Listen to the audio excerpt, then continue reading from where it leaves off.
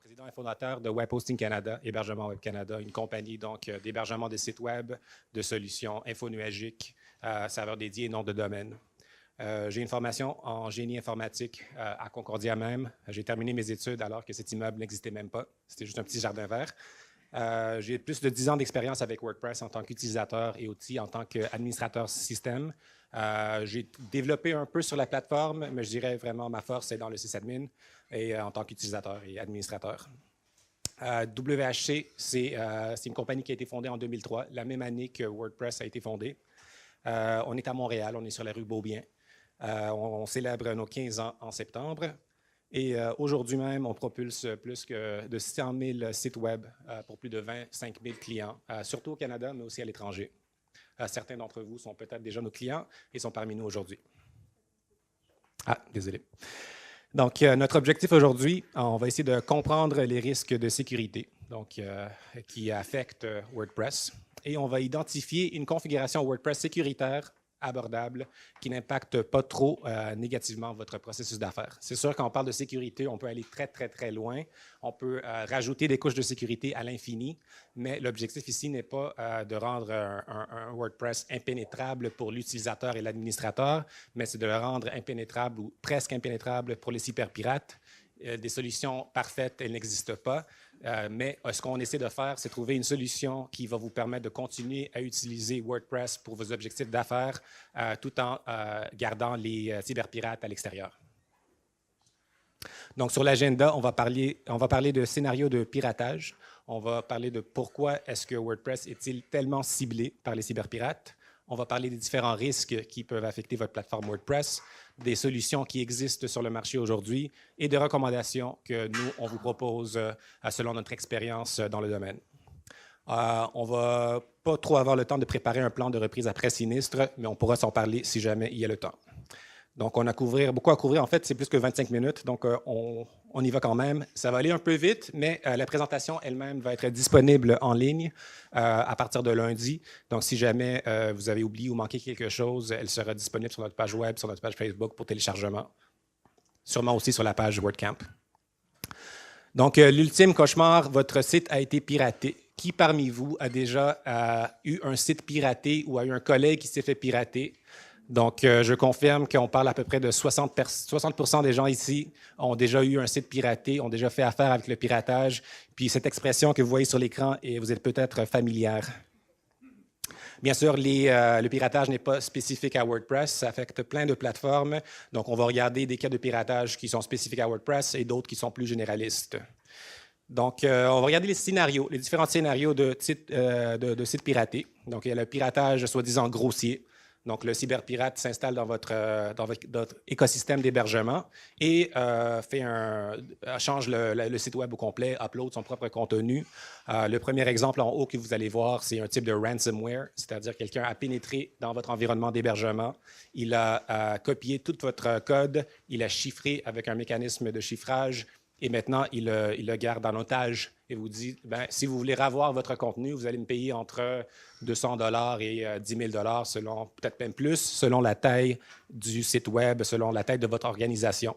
Si vous n'avez pas des backups, vous n'avez pas trop le choix, mais vous n'avez pas trop le choix. C'est sûr qu'il y a toujours le choix, mais vous allez tenter de payer cette rançon qui va être transférée par Bitcoin, donc intraçable, pour qu'eux, peut-être, ils vont vous retourner l'accès à votre site web, ou peut-être pas.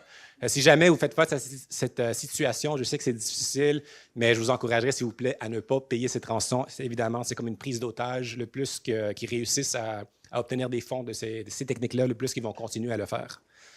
D'autres variantes, c'est simplement des cyberpirates qui s'amusent un peu. Ils ont trouvé un site exploitable, ils vont mettre leur logo de leur organisation juste pour pouvoir dire « j'ai piraté ce site web-là », peut-être l'annoncer sur Twitter, etc. Scénario numéro 2, un piratage un peu plus subtil, plus difficile à identifier. Certaines pages sont injectées par du malware, par des pubs, par des scripts de monétisation de vos données. Donc, ces pubs, ce type d'infections-là sont sont complexes des fois parce qu'elles peuvent affecter certaines pages de votre site Web et pas toutes. Donc, vous allez vous rendre sur votre site Web, vous allez travailler dessus, tout va bien, alors qu'en réalité, votre site est déjà infecté. L'infection va se voir uniquement à partir de certaines régions géographiques sur la planète, donc selon l'adresse IP. Il va se voir peut-être selon le point d'entrée sur votre site. Par exemple, quelqu'un qui accède à votre site en tapant l'adresse URL dans la barre d'adresse, qui est souvent le cas avec les administrateurs, ils ne vont pas voir l'infection. Mais ceux qui rentrent à partir de Google, d'un lien de recherche, là, l'infection va apparaître. Et ce qu'ils vont faire, ils vont mettre des pop-up, des pubs, des redirections, des liens malveillants, etc. Il peut utiliser cette technique pour infecter vos clients. Donc, ce n'est pas juste la réputation de votre compagnie qui est à risque, mais c'est aussi la sécurité de vos clients qui pourraient être infectés par ce qu'on appelle du drive-by malware. Aujourd'hui, on est quand même chanceux. Les navigateurs web sont beaucoup plus évolués. Dès qu'ils détectent qu'il y a un problème avec des sites web, Chrome, Firefox, ils vont tous afficher des messages comme celui que vous voyez à l'écran présentement. Scénario numéro 3, l'hameçonnage, un autre type de piratage très populaire. Avec le hameçonnage, en fait, ce que c'est simplement quelqu'un qui va mettre une copie d'un site web comme une institution bancaire ou n'importe quelle page de login, Gmail, Hotmail, quelque chose qui va aller extraire vos informations personnelles, votre mot de passe surtout. Son objectif est de vous duper à penser que vous êtes en train de faire un login vers votre compte bancaire. Lui, le cyberpirate, reçoit vos accès, votre mot de passe. Il peut lui-même se connecter par la suite sur votre compte bancaire réel et retirer de l'argent, faire des transactions, etc. Votre site n'est à ce moment-là utilisé que comme un emplacement, un hébergement pour qu'il puisse mettre cette page d'hameçonnage dans un sous-dossier, par exemple. Donc, quand vous faites un login sur votre compte bancaire, assurez-vous que vous êtes bel et bien sur la page de votre banque et non que vous n'êtes pas sur la page d'un site web quelconque dans un sous-dossier et que vous êtes en train de tomber dans le piège. Le scénario 4, on parle du botnet. Donc, on va aller infecter votre site simplement pour l'utiliser pour des attaques ultérieures. Donc, votre site va commencer à faire partie d'un réseau plus large de sites infectés, avec un centre de contrôle, un centre de contrôle qui va pouvoir contrôler puis utiliser les différentes machines déjà infectées pour lancer des attaques vers d'autres machines.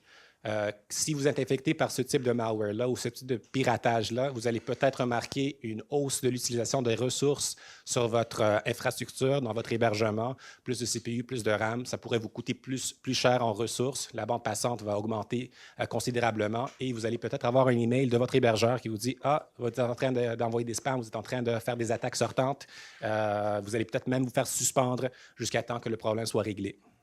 L'envoi du spam, évidemment, c'est un grand problème aussi avec certains sites qui ne sont pas très sécurisés. Donc, on pirate votre site web pour l'utiliser pour faire des envois massifs de spam.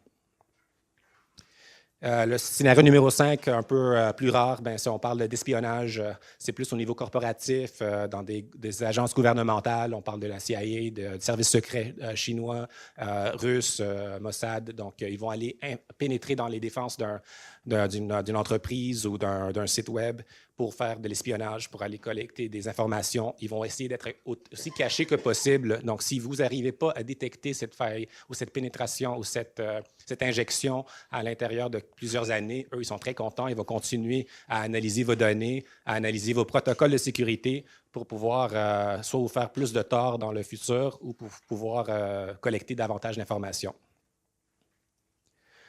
Pourquoi WordPress est-il tellement ciblé? La réponse est très simple. On a une charte pour le montrer, mais la réponse courte est parce que c'est une plateforme tellement populaire. Donc, c'est la plateforme la plus populaire pour la gestion des sites web. Donc, c'est simplement une question de chiffres. Donc, les cyberpirates qui vont cibler WordPress vont avoir plus de succès avec un piratage sur WordPress que sur n'importe quelle autre plateforme. Donc, selon ce sondage ici, Joomla, le deuxième plus populaire, occupe uniquement 6 % du marché des gestionnaires de contenu ou CMS, alors que WordPress, on parle de 60 % de la part du marché. Les cyberattaques en chiffres, donc, elles augmentent avec le temps et elles deviennent de plus en plus importantes. Donc, une cyberattaque peut cibler dans le temps, une cyberattaque qui va affecter votre site, il pourrait simplement affecter 2-3 utilisateurs, puis peut-être votre clientèle. Mais on a eu des gros problèmes dans le passé avec, chez certaines compagnies, Yahoo, 3 milliards de comptes compromis en 2013. Si vous aviez un compte Yahoo en 2013, votre mot de passe, votre nom d'utilisateur, votre question de sécurité a été compromise. Si vous ne l'avez pas updatée, elle est toujours compromise, elle est accessible sur Internet. Peut-être que le mot de passe est chiffré, peut-être qu'il n'a pas été déchiffré à date, mais je suis pas mal sûr que oui. Donc, si vous n'avez pas changé votre mot de passe depuis 5 ans, c'est le temps de le faire. Surtout que ces types de piratage, ils sont uniquement annoncés quand on sait qu'ils vont être publics, ils vont devenir publics. Donc, le piratage de Yahoo, même s'il a pris place en 2013, il n'a pas été annoncé avant, je pense, 2014-2015. Donc, les risques de sécurité qu'il faut gérer. Donc, les risques d'accès. On parle d'authentification sur votre WordPress. On parle des risques de vulnérabilité, soit dans l'application WordPress elle-même ou dans l'environnement qui vous héberge. Et on parle de spam. On va aller donc voir un par un chacun de ces risques. Donc, le risque numéro 1, l'accès compromis. Donc, vos accès WordPress sont susceptibles à être piratés par des attaques de type brute force.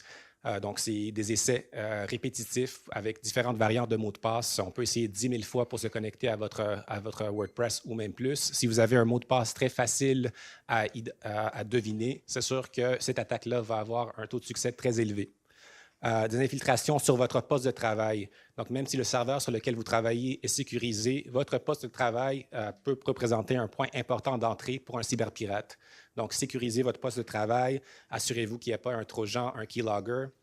Si sur votre poste de travail, vous stockez vos identifiants vers vos comptes email, vers votre compte FTP, c'est aussi un point d'entrée potentiel pour un cyberpirate. On parle de mots de passe enregistrés dans votre Firefox, dans votre Google Chrome, vers votre page admin WordPress. On parle aussi de mots de passe email qui est enregistré dans votre Outlook.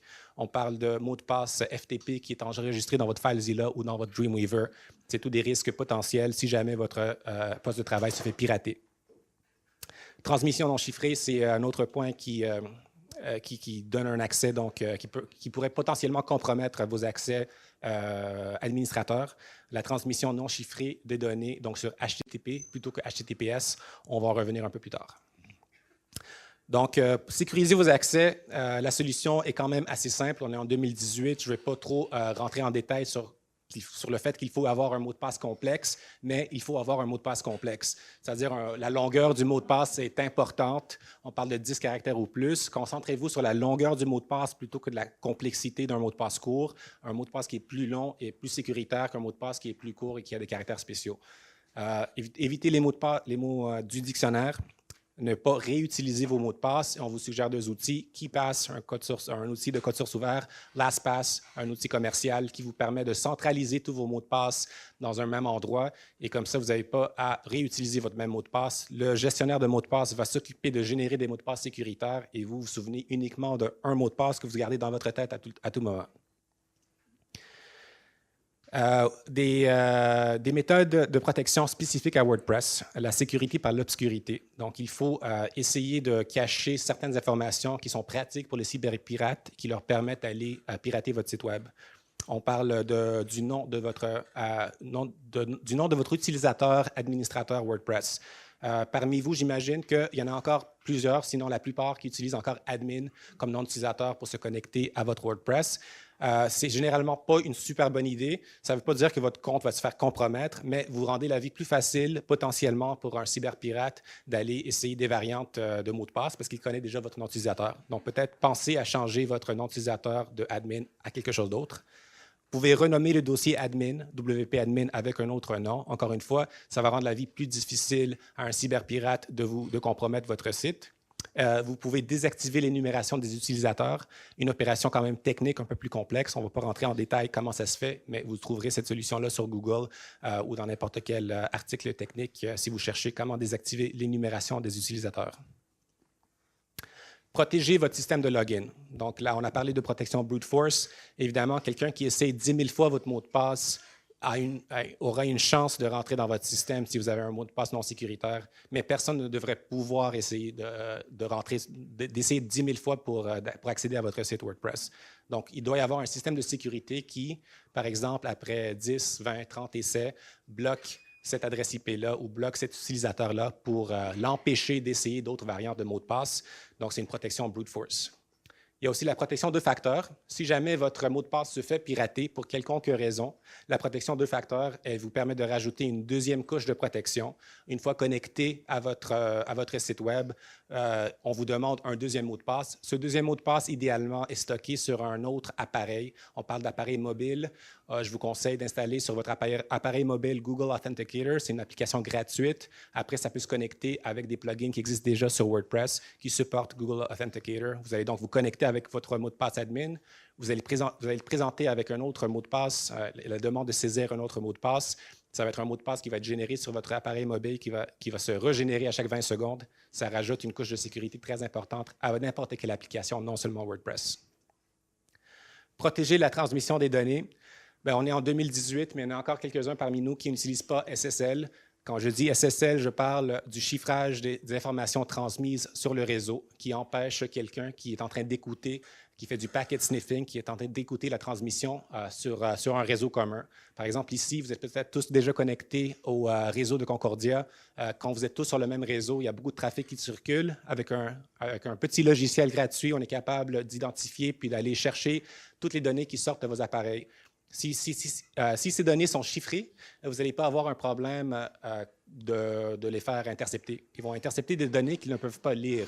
Mais si vous n'avez pas de chiffrage de données avec la couche HTTPS, ces informations-là peuvent être lues, peuvent être décodées, peuvent être interprétées, peuvent être utilisées pour voler vos accès WordPress.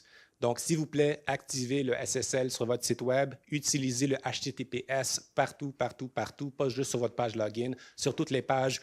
Google vous remerciera aussi avec un petit boost sur votre référencement. Risque numéro 2, vulnérabilité WordPress. Quand on parle de vulnérabilité WordPress, elles peuvent toucher 3 éléments différents: le noyau WordPress, les plugins, les thèmes. Les plugins sont surtout affectés par les vulnérabilités WordPress.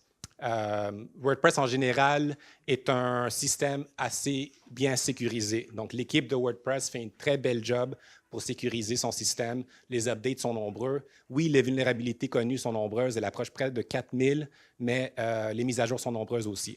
Donc, faites attention aux plugins surtout. Composantes exploitables. Donc, si vous êtes développeur parmi nous aujourd'hui, vous pouvez consulter la liste OWASP, les top 10 items à considérer quand vous développez un plugin, quand vous développez une application. Elles vont vous aider à penser, à avoir le réflexe sécurité en premier quand vous développez n'importe quel module sur WordPress. Je vais vous inviter, je ne vais pas faire le tour parce que c'est quand même des détails très techniques, mais je vais vous inviter à vérifier. Donc, vous pouvez juste chercher sur Google 2017 OWASP Top 10 et vous allez voir des instructions bien détaillées sur quoi faire attention quand vous développez votre code pour une application web telle que WordPress. Je vais procéder maintenant à une démonstration d'une exploitation active d'une vulnérabilité sur WordPress. Donc, à votre droite, vous allez voir, vous allez voir un site WordPress par défaut. Vous le connaissez bien, cette petite plante. Je ne sais pas ce que c'est comme plante, mais elle est très présente chez WordPress. Et à gauche, vous verrez donc le processus d'infiltration active d'un site WordPress. Vous allez voir, la vidéo ne dure que 1 minute 30. Ça prend moins d'1 minute pour aller rentrer dans un site WordPress qui est infecté. Ce que le sysadmin ici est en train de faire, il fait un scan initial avec l'outil WP Scan pour détecter les vulnérabilités actives sur le site en production. Ici, ce n'est pas un site réel en production, c'est un site qui a été monté juste pour le but de cet exemple-là, avec une version quand même exploitable de WordPress. Je pense que la version est 3.8. Elle date quand même de plusieurs mois. Et on a trouvé un plugin exploitable, un plugin qui fait de l'upload de fichiers. Donc, n'importe quel plugin qui fait de l'upload de fichiers est potentiellement une source de piratage.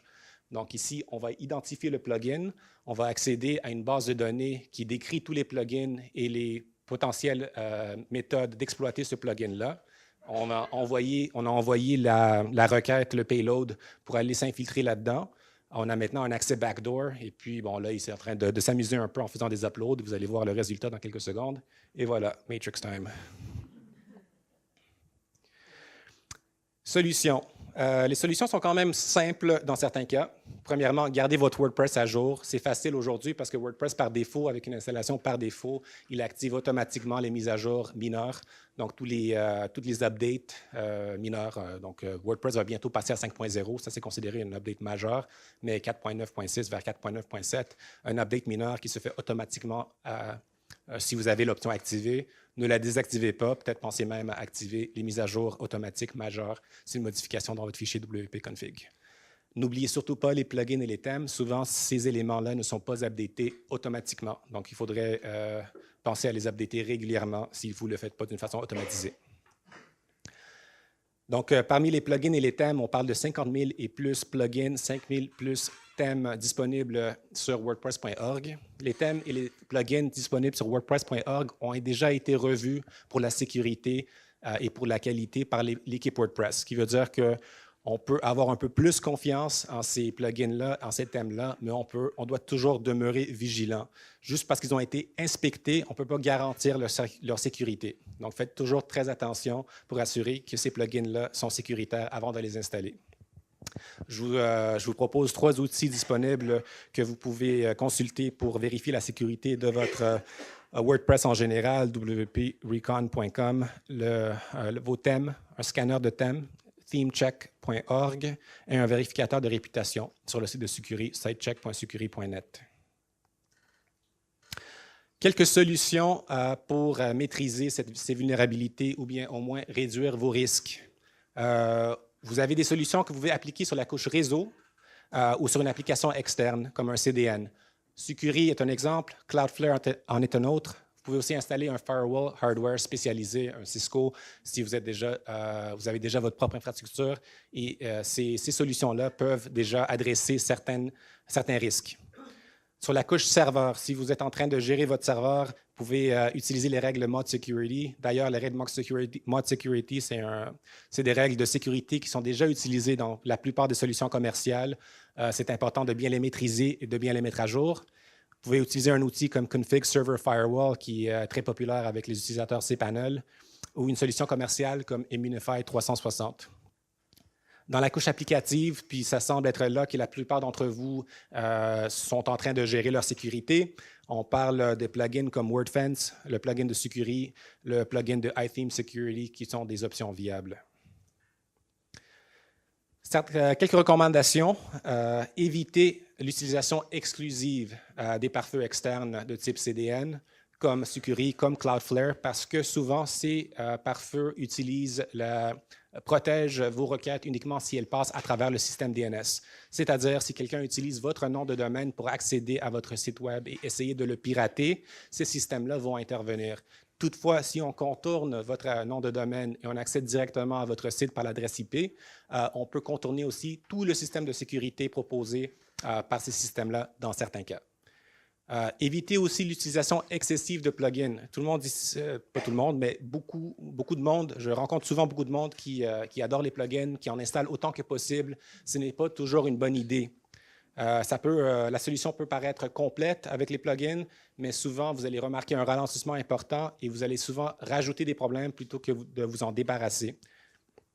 Donc, on vous recommande d'assurer d'avoir un environnement à jour. Donc, si vous gérez un peu l'aspect hébergement de votre site Web ou si vous avez un contrôle sur l'aspect d'hébergement de votre site Web, il est temps de passer, par exemple, à PHP 7.0 ou plus. 7.2 est la version actuelle en production qui est recommandée. Il est temps de mettre à jour votre base de données MySQL. Assurez-vous d'avoir un serveur à jour. Appliquez la protection sur la couche appropriée. Donc, encore une fois, si vous faites toute votre protection de votre site WordPress avec des plugins, vous êtes en train d'appliquer la protection sur la couche applicative, sur la couche WordPress. C'est une des dernières couches qui est sollicitée pendant une requête WordPress. Il est préférable d'adresser les risques de sécurité bien plus tôt sur la couche réseau, sur la couche serveur. Votre fournisseur de services pourrait vous aider avec cette opération-là. Et bien sûr, mettre à jour régulièrement les règles de sécurité. La plupart des plugins le font automatiquement. La plupart des solutions commerciales de sécurité le font aussi automatiquement et régulièrement. Protection DDoS. Quand on parle de DDoS, on parle d'un type d'attaque qui est un peu relié à qu'on avait vu au tout début, les types de piratage, dont le botnet. Donc, si un botnet est assez grand et, par exemple, a réussi à infiltrer une centaine de sites Web différents, et ça va lui permettre au cyberpirate d'attaquer un autre site. Si on envoie 100 requêtes vers un site Web, il n'y a pas trop de problème. Mais si on envoie 100 fois 100 requêtes vers un site Web, ça risque de le ralentir d'une façon importante, surtout s'il n'est pas très bien optimisé. C'est ça qu'on appelle une attaque DDoS, Distributed Denial of Service. Donc, on veut s'assurer que notre fournisseur d'infrastructure, que notre hébergeur, que notre plateforme qu'on utilise a un système en place pour pouvoir gérer ce type d'incident. Parce que ce qui va arriver sinon, c'est vous n'allez pas avoir d'incident DDoS pendant 5 ans. Puis là, la 6e année, je ne sais pas, un compétiteur va venir vous voir puis va vous dire, bien, il ne va pas venir vous voir, il va simplement attaquer votre site web, puis entre 100 et 1000 $ pour faire une attaque de 6 heures. Vous pouvez acheter ça sur le dark web. En Russie ou ailleurs, ils vont aller commander une attaque des DOS qui dure 6 heures et votre site va planter pendant 6 heures, peut-être pendant 12 heures. Donc, combien ça vaut pour vous un site web commercial planté pendant 12 heures? Important donc de penser à une stratégie anti-DDoS avant que le problème arrive. Je vais juste rajouter qu'il est important de combiner donc un système anti-DDoS avec une couche de performance, d'accélération de performance ou de caching très performante. Sinon, votre solution anti-DDoS va être assez limitée. Au niveau des hébergeurs, choisissez un hébergeur ou un fournisseur d'infrastructures réputable qui a des solutions claires et documentées pour la performance, sécurité, support, les backups. Donc, les backups, bien sûr, très, très, très importants. Ils doivent être automatiques, ils doivent être, je dirais, au moins quotidiens. Ça dépend de la fréquence de vos mises à jour. Ils devraient être hors serveur. Si jamais votre site se fait pirater ou le serveur se fait pirater, vous ne voulez pas aussi que les backups se fassent pirater et supprimer. Donc, assurez-vous que vous ayez 2 systèmes distincts et avec une bonne rétention. Donc, si vous recyclez vos backups à chaque jour, puis votre site se fait hacker, bien, ça ne sert à rien d'avoir une seule copie de backup parce que 2 jours plus tard, vous n'allez plus pouvoir récupérer votre site original. Ne vous fiez pas trop au plugin WordPress pour ce qui implique la sécurité ou la performance. Vous pouvez le faire, mais encore une fois, vous ne le faites pas au bon endroit si vous utilisez ces méthodes-là pour faire des backups ou ces méthodes-là pour accélérer la performance. Ça va diminuer la performance, ça peut interférer avec les systèmes de votre hébergeur. Donc, il est mieux de choisir une solution qui a déjà la performance et la sécurité d'intégrer dans la mesure du possible, bien sûr. Risque numéro 3, on parle du spam. C'est une triste réalité de nos jours et ça l'est depuis très, très, très longtemps, mais ça continue à être un problème. Donc, chacun d'entre vous qui a un site WordPress a sûrement dû traiter les problèmes de spam dans les commentaires, dans les formulaires de contact. C'est quelque chose qui arrive à chaque jour. Donc, il y a 3 types de spam WordPress. Il y a le spam dans les commentaires, il y a le spam sur les formulaires de contact et il y a le spam via les trackbacks et les pingbacks. Donc, dans les commentaires, c'est simple. Si vous ne les utilisez pas, désactivez-les. Merci. Sinon, vous pouvez paramétrer votre WordPress sans plugin pour éliminer près de 80% des spams. Votre hébergeur aussi devrait pouvoir aussi en éliminer 80% avant même qu'ils atteignent votre site Web. Donc, vous pouvez cocher l'auteur d'un commentaire doit renseigner ces informations, cocher l'utilisateur doit être enregistré, désactiver les commentaires sur les view posts de, disons, 90 jours ou plus, par exemple. Ça va limiter les dégâts possibles. Diviser les commentaires par groupe de 20, ça rend moins intéressant le spam sur des pages qui sont plus petites. Assurez-vous que les commentaires doivent déjà avoir été approuvés avant d'être affichés sur le site Web. Comme ça, au moins, vous les interceptez. Vous allez quand même avoir beaucoup de travail à faire pour les supprimer. Mais vous allez les intercepter avant qu'ils se rendent sur votre site Web et activer le mode modération sur vos liens, sur vos commentaires plutôt, s'il y a plus que 2 ou plus hyperliens dans les commentaires. Parce que bien sûr, quand quelqu'un est en train de faire un commentaire sur votre WordPress, il est généralement en train de faire de la pub pour son site, donc il va inclure plein d'hyperliens. Activez les notifications par email, comme ça vous recevez une notification chaque fois qu'il y a un commentaire, ça vous permet de les modérer plus facilement. Deuxième type de spam, dans les formulaires de contact, vous avez tous sûrement un formulaire de contact. Si vous affichez votre adresse email directement, il risque d'être importé dans des listes de spam aussi, donc préférable d'utiliser un formulaire de contact. Par exemple, un plugin de formulaire de contact comme Contact Form Set, vous pouvez les sécuriser davantage avec un système comme le CAPTCHA. Le CAPTCHA, vous connaissez tous probablement déjà, c'est un système qui va permettre de différencier entre les robots puis les humains en demandant aux humains de rentrer ou de saisir un code. Mais aussi le système Honeypot. Le système Honeypot, c'est un mécanisme où on insère un champ dans un formulaire. Ce champ-là est visible uniquement aux robots. Il n'est pas visible aux humains. Donc, l'humain qui va compléter un formulaire, il ne va pas remplir ce champ-là. Si le champ est rempli, on sait qu'il s'agit d'un robot. La requête va être bloquée. Pour le CAPTCHA, évitez les CAPTCHA visuellement trop complexes. Il faut penser à l'accessibilité. Ce n'est pas tout le monde qui a une vision parfaite et qui est capable de lire des caractères contorsionnés. Donc, pensez à reCAPTCHA, une solution de Google avec un simple clic dans la plupart des situations qui peut vous authentifier en tant qu'humain, ou bien même une technologie plus récente, Invisible CAPTCHA, où le CAPTCHA se fait d'une façon invisible avec du JavaScript sur votre site Web. Si le spam persiste et vous aimez payer pour les plugins, Akismet est une solution viable. Les trackbacks et les pingbacks, des options que je ne sais pas s'il y en a. Si vous êtes nombreux à les utiliser, ça permet donc d'aviser d'autres blogs connexes que vous avez fait des mises à jour ou que vous avez posté des updates ou des nouveaux posts ou des nouveaux commentaires. Je vous conseille de les désactiver complètement pour éviter le spam. Recommandations. Donc, on a vu quand même beaucoup de facteurs de sécurité. Comment s'assurer que vous avez fait les bons choix? Première recommandation, on a parlé de SSL plus tôt, activez le Auto-SSL. Donc, chaque hébergeur sérieux devrait aujourd'hui proposer le Auto-SSL à ses clients. C'est une technologie qui est désormais gratuite avec la plupart des fournisseurs. L'activation est 100% automatisée tant que vos DNS fonctionnent bien et que vos noms de domaine est relié à votre site Web. Il peut prendre la relève automatiquement si votre certificat commercial actuel expire. Il est inclus avec, encore une fois, toutes les offres sérieuses d'hébergeurs spécialisés en WordPress. Pare-feu et OS, recommandation de WHC, Immunify 360, c'est un excellent système de protection serveur, protection à 6 niveaux, incluant les scans malware, la détection d'intrusion avec intelligence artificielle. Il fait aussi le virtual patching. C'est un système qui a été lancé d'à peu près 6 mois en production et qui fonctionne très, très bien et qui est constamment en train d'être amélioré avec justement des updates quotidiens aux règles de sécurité pour éviter le piratage, même avec des exploits ou des vulnérabilités de Zero Day, donc très récents. Comme système d'exploitation, le OS Cloud Linux, on parle maintenant de système d'exploitation pour votre site Web et non pour vos ordinateurs. C'est un système d'exploitation qui se concentre sur la sécurité, donc votre hébergeur pourrait l'utiliser. Il permet donc l'isolation des comptes, de différents comptes sur une même infrastructure avec la technologie CageFS et les mises à niveau kernel automatisées. Et finalement, la solution recommandée pour héberger votre site WordPress, je vous présente aujourd'hui l'hébergement WordPress en mode bêta de WHC.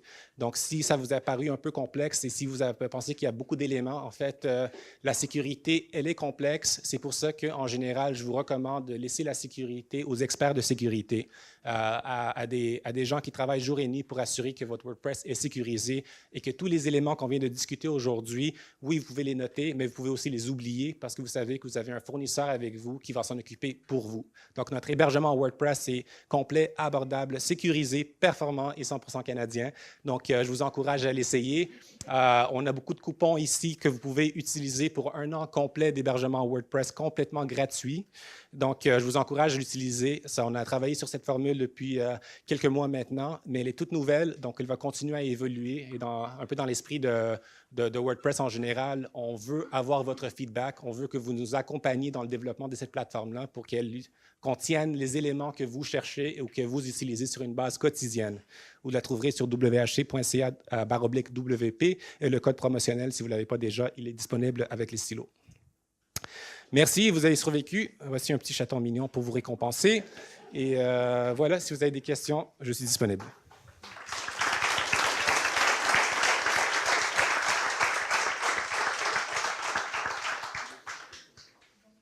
Oui. Avec la formule bêta actuelle, c'est absolument les mêmes accès qu'on connaît aujourd'hui avec l'hébergement standard. On a les mêmes accès qu'on... Donc, la question était si on avait les mêmes accès avec la solution WordPress Beta qu'avec un hébergement standard mutualisé. La réponse est oui et non.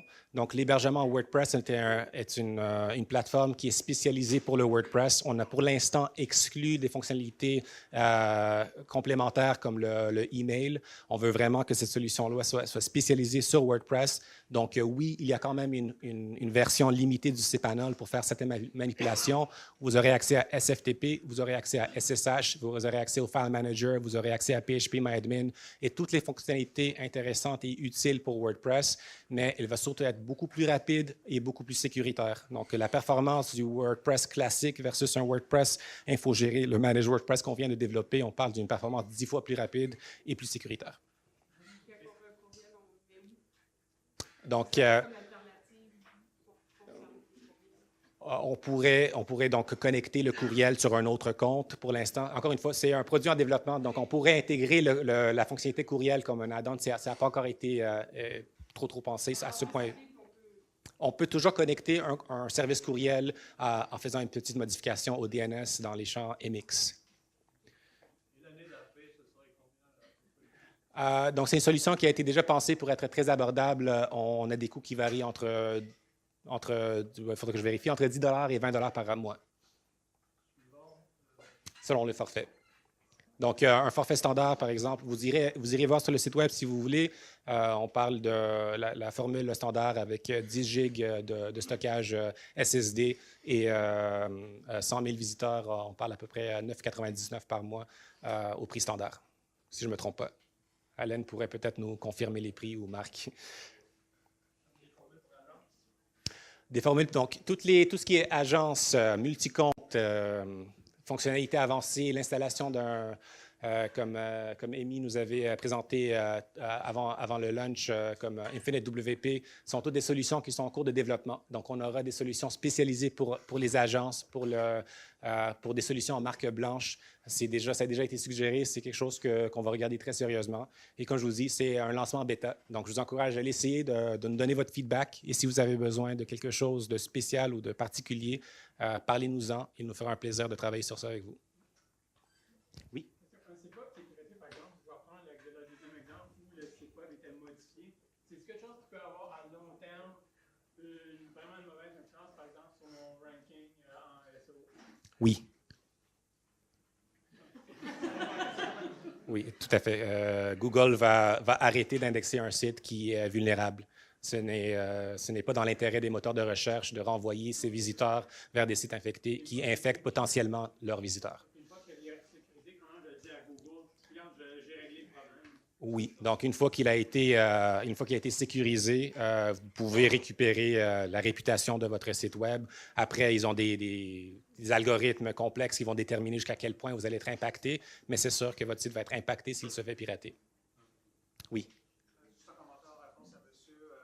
J'ai vu sur Google de quoi il y a le nom du site, on s'est marqué This site contains malware. Oui. Et là, tout de suite, on m'a dit, je ne cliquerai pas là-dessus. Exact. C'est sûr, un site piraté ou infecté, et ça va vraiment détruire votre trafic.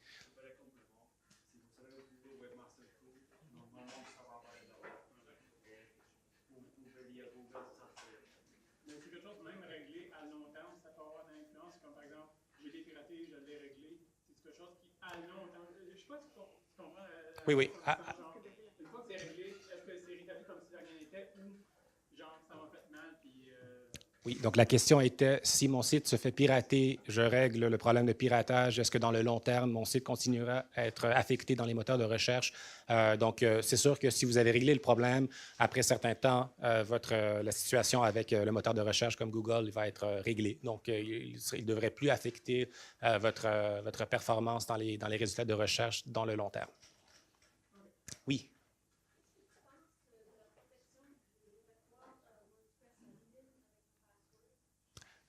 Donc, la question était, qu'est-ce que je pense de la protection du répertoire de la WP Admin ou WordPress Admin avec un mot de passe? Non, je pense que c'est une bonne idée. C'est l'équivalent d'une protection à deux facteurs. Donc, sauf que l'appareil qui va contenir votre mot de passe risque d'être aussi votre poste de travail. Donc, ce n'est pas le même niveau de sécurité que vous aurez avec un vrai mécanisme deux facteurs qui nécessite deux appareils différents. Mais j'encourage l'utilisation d'une protection avec, par exemple, htaccess pour ajouter une deuxième couche de protection au niveau serveur web, donc avant même que la requête atteigne la couche applicative de votre WordPress. Donc, en général, c'est une bonne idée, oui. Oui. Oui, sur un site, tu t'aperçois qu'il y a peut-être 10-15%, même 30-40% des requêtes qui arrivent sur ton site proviennent de pays autres que le pays sur lequel normalement les utilisateurs viennent. Y a-t-il une façon de bloquer, cette fois qu'il y a Mhm. Une façon de bloquer soit les pays ou de bloquer je ne veux pas bloquer les robots qui indexent, parce Mhm. que les robots qui viennent de d'autres pays, quelque chose, mais il y a une façon de gérer ce trafic-là qui vient pour Oui, donc la question était, est-ce qu'il y a une façon de bloquer certains pays, de les empêcher d'accéder à votre site Web? Oui, il y a de plusieurs façons de le faire selon le fournisseur que vous utilisez. Ça se peut qu'il vous propose des outils sur la couche encore serveur ou réseau pour bloquer certains pays. Ça se peut que leur système de sécurité bloque déjà certains accès justement pour éviter ce type de problème selon leur expérience. Mais sinon, vous pouvez utiliser des plugins de sécurité tels que WordFence, tels que Sucuri, je ne sais pas Sucuri en fait, mais vous pouvez dire je veux bloquer ces pays-là. En général, c'est peut-être pas la meilleure approche. Vous pourrez aussi bloquer des accès légitimes, mais oui, c'est possible. Mais sinon, c'est quoi la meilleure approche? Parce que c'est ça, certains sites, on utilise déjà WordFence. On fait un rapport, puis c'est là qu'on s'est aperçu qu'il y a comme beaucoup d'attaques, ou je ne sais pas si c'est tant des attaques, mais des visites qui sont comme vraiment ciblées. Ils viennent vraiment sur le admin, mais aussi qui essaient de télécharger du contenu, des Ouais. images. Ouais. C'est quoi la meilleure façon? Donc, la question était quelle était la meilleure façon de bloquer certains pays ou certaines requêtes. Encore une fois, cette technologie-là devrait être disponible de la part de votre hébergeur qui va analyser quotidiennement le trafic, va identifier les requêtes problématiques et va proactivement bloquer cette adresse IP-là, d'une façon automatisée. Si vous n'avez pas déjà cette technologie-là, vous pouvez le faire sur votre site WordPress. Si vous savez que vous n'avez pas des clients en Russie ou en Chine, vous pouvez bloquer la Russie et la Chine de votre site Web. Ça ne va pas, en principe, négativement affecter votre business. WordFence, c'est une solution plugin qui pourra le faire, effectivement. Oui. Ouais. Est-ce qu'on a encore du temps pour des questions? Oui, je vais aller là-bas.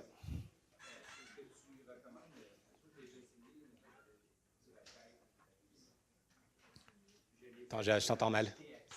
Mm-hmm. Ça ralentissait beaucoup les requêtes sur le site. Le site était fumant parce que tu avais beaucoup de requêtes. Une bonne pratique.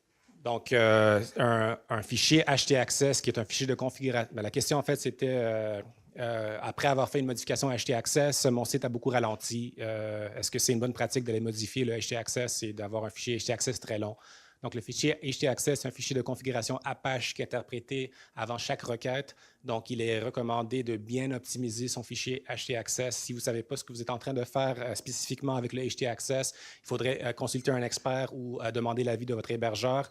Encore une fois, généralement, ces configurations-là sont déjà existantes au niveau supérieur de la part de l'hébergeur. Donc, ce que vous rajoutez dans votre propre htaccess va affecter uniquement votre compte. Mais c'est certain, si vous avez un htaccess qui fait 10 pages, à chaque fois, c'est 10 pages de commandes que le serveur va falloir interpréter avant même d'accéder à votre WordPress. Donc oui, ça peut ralentir énormément votre WordPress, tout comme l'installation de 50 plugins. 50 plugins, ça va ralentir énormément votre WordPress. OK, je pense qu'on n'a malheureusement plus le temps des questions, mais si vous avez d'autres questions, vous pouvez venir me voir après. Après. On est tous les agents ici, tous ceux avec des t-shirts rouges, sauf pour les volontaires WordPress. Vous pouvez aller les voir, puis ils seront ravis de répondre à vos questions. On a des coupons et des stylos si vous en avez besoin. Merci.